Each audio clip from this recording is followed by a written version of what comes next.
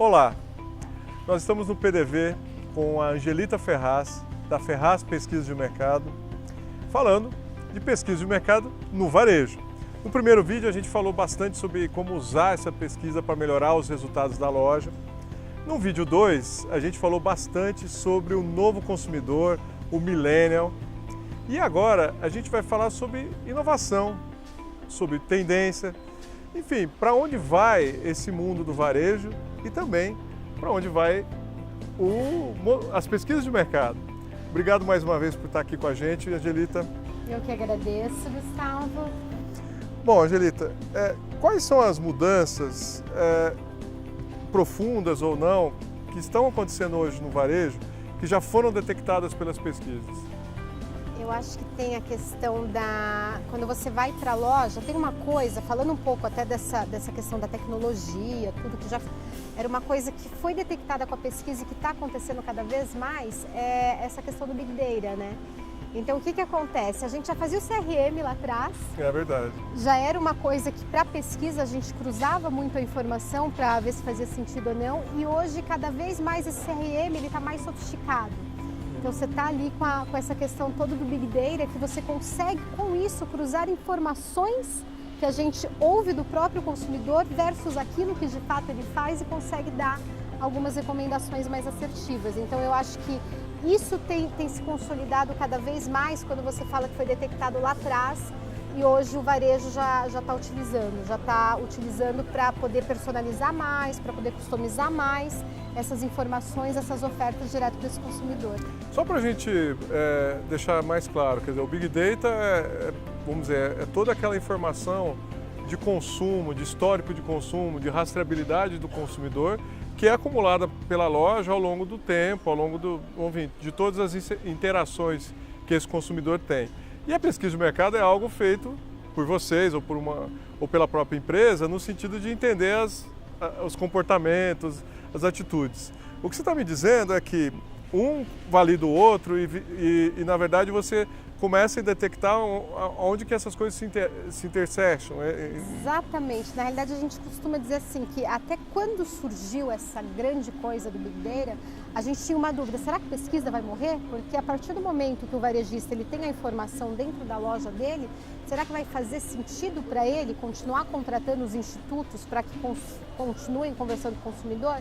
E a gente só chegou à conclusão de que só veio para nos ajudar. Por quê? Porque quando você vai falar com o consumidor, seja através de uma pesquisa qualitativa ou quantitativa, você está na declaração desse consumidor.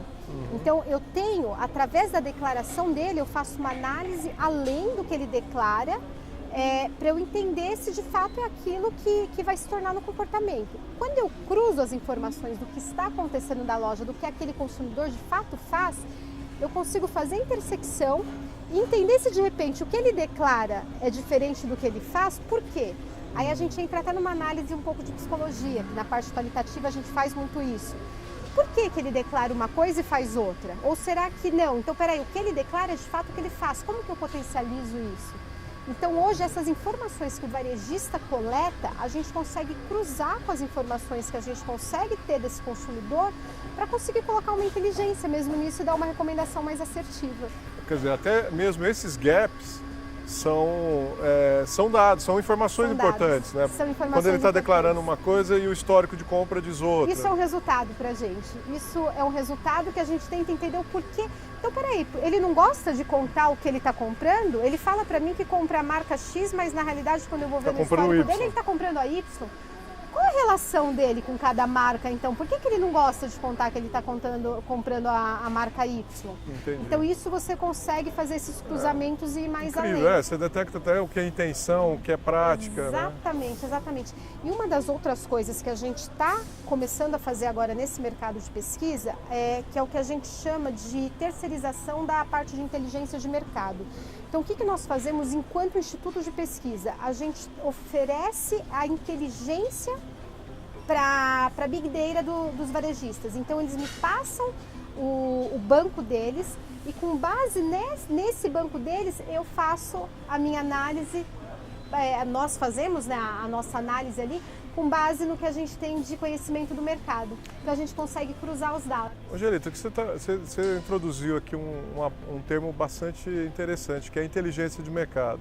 Muitas pessoas confundem inteligência de mercado com pesquisa de mercado, ou com Big Data, ou com CRM. Sim. Explica um pouquinho como que cada um desses elementos se relacionam. Vamos lá, pesquisa de mercado, a gente está lidando diretamente com o consumidor. Então tudo que eu vou e eu pergunto alguma coisa coletando lá de alguma maneira para o consumidor, que eu estou coletando alguma informação que ele me fala, isso eu chamo de pesquisa de mercado. Inteligência de mercado é a partir do momento que eu reúno todos os dados que eu tenho referente àquele varejo. Então é um market share, vamos supor, você pega alguns dados de Nielsen, o quanto aquele produto vende, o quanto ele sai no checkout, a reunião de tudo isso é uma inteligência de mercado. Tá. E você está dizendo assim, esse histórico também, esse Big Data, também junto com isso, exatamente, constrói o Big Data, essa grande inteligência. Que a gente costuma falar até que o Big Data é um CRM mais avançado, né? Então esse Big Data a gente junta com essas informações. Então o que eu faço? Eu cruzo o que esse varejista tem de informação do que de fato o cliente dele comprou, que marca, onde mora o cliente dele, qual o CEP, cruzo com as informações que eu tenho daquele cliente que a gente parte da premissa de que vai na loja dele, e cruzo com as outras informações, como que está o share dessa marca, como que está a venda dessa marca, como que está a venda dos concorrentes. A reunião de tudo isso, o cruzamento de tudo isso, a gente consegue entregar essa inteligência, vamos dizer assim. Dentro desse processo de construção dessa inteligência, como a gente já comentou no outro vídeo, o smartphone virou uma extensão do corpo humano, né? E uma vez que você está com o smartphone interagindo numa loja, você está sendo rastreado de alguma forma. Essa rastreabilidade da jornada, enfim, das interações, fazem parte dessa nova inteligência? Então, você sabe que isso é um assunto que ele é muito delicado quando você vai pegar a opinião de varejista versus a opinião do consumidor. O consumidor, ele acha que é legal, bacana, faz parte dessa nova inteligência, que legal, quanto mais informação essa loja tem de mim, mais assertiva ela vai ser no que ela vai me ofertar. Por outro lado, tem um limite. É a questão da privacidade. Tem a questão da privacidade, exatamente. Então, assim, faz parte dessa inteligência, mas é importante que saiba quais são as limitações daquele seu consumidor. Aí entra mais uma vez a pesquisa de mercado. Deixa eu entender qual é a limitação desse meu consumidor. Porque aí vai depender muito de mercado para mercado, de varejo para varejo, de segmento para segmento.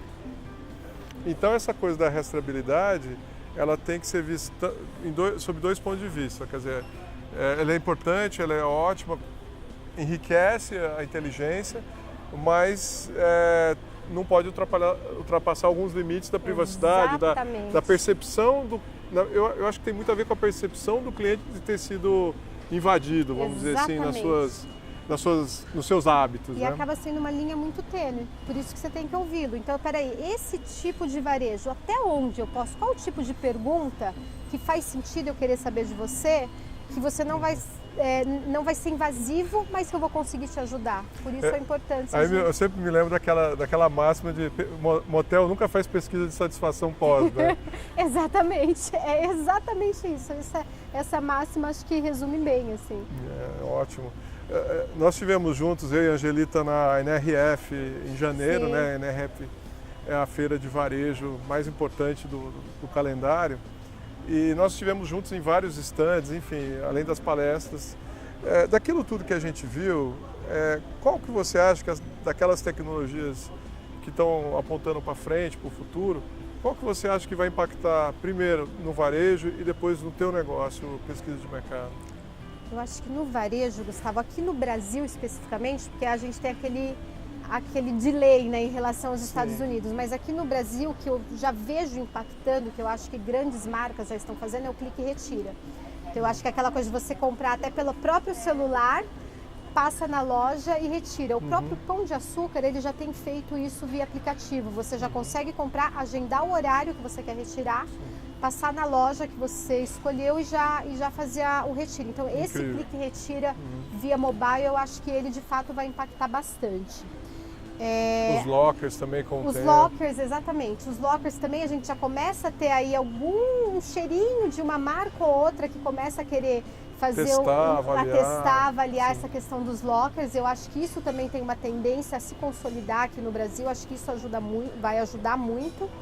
E a questão da realidade aumentada. Principalmente para lojas de decoração. Isso a gente vê que já tem algumas lojas testando, a Tokstok ela já está começando aí um pouquinho ali no caminho, mas eu tenho a sensação de que lojas de decoração e lojas de eletrodoméstico, isso vai se consolidar muito rápido. E uma outra coisa que eu acho que assim se consolida no Brasil, mas não a curto prazo, mas é a questão das gôndolas digitais. E a gente tem, por exemplo, aquela loja do Ponto Frio na Vila Olímpia, que é a loja, é um ambiente pequeno, onde ele consegue expor uma quantidade grande, um mix maior através da gôndola digital. Isso eu acho que sim pode ser uma tendência, não a curto prazo, mas até pela questão do tamanho dos imóveis que a gente tem hoje disponível, principalmente em São Paulo. E a possibilidade de você portabilizar, você pode pôr num ponto de ônibus, num aeroporto, enfim, em vários locais. Você consegue fazer com que a marca, com que o varejo, a loja esteja presente muito mais locais, de maneira muito mais prática e mais barata do que necessariamente ter uma loja nos portos atuais, né? E no teu ramo, pesquisa de mercado, né? Eu lembro que a gente teve no stand da Intel que tinha várias tecnologias disruptivas ali, né? Alguma chamou mais atenção ali? Eu acho que para pesquisa a gente tem muitas tecnologias. Eu acho que tem algumas tecnologias, inclusive no próprio PDV, onde você consegue mensurar a quantidade de pessoas que passam, você consegue mensurar o que ela está olhando, uma espécie de um eye tracking, que eu acho que isso de fato ele vai impactar bastante para a pesquisa. A única questão hoje que a gente ainda não consegue utilizar tanto é a questão de preço. Principalmente com essa alta do dólar. São todas tecnologias ainda importadas, tecnologias caras que a gente ainda não consegue utilizar no dia a dia. Mas acredito sim que em algum momento a gente vai conseguir que daí volta de novo. Vai ser ouvir o consumidor, cruzar o que a coleta de informação que o varejo tem, mas o que eu estou colocando lá de tecnologia no PDV para que eu possa mensurar isso, para que eu possa conseguir fazer a leitura dele, a leitura de expressão, a leitura de corporal. Então eu acho que vai sempre agregar, vai ser um cruzamento de informações que eu acho que vai fazendo com que você seja cada vez mais assertivo na hora de ofertar, de fazer uma oferta, de escolher um sortimento ou uma experiência em loja.